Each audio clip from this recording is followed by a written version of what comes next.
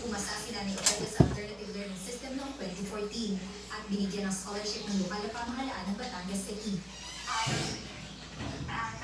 Ready for Tsaa. Guys. Oh guys. Hot. Hot guys. Too hot. It's too hot guys. Wala mang nangyaring graduation ceremony dahil sa pandemya, masaya ang ipinanganak ng Nanay Ofelia. Proud na proud kami lahat sa kanya.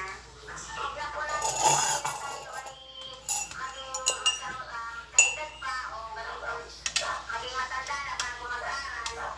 Job order employee sa City Hall si Nanay Ofelia.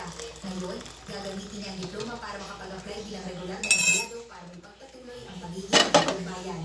April Magpantay, ABS-CBN News, Batangas City.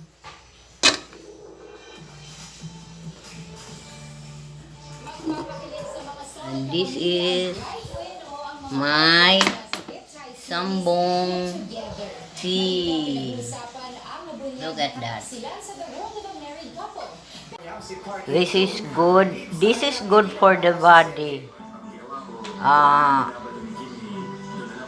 For the colds, coughs, and especially to the what's this? Panuhot.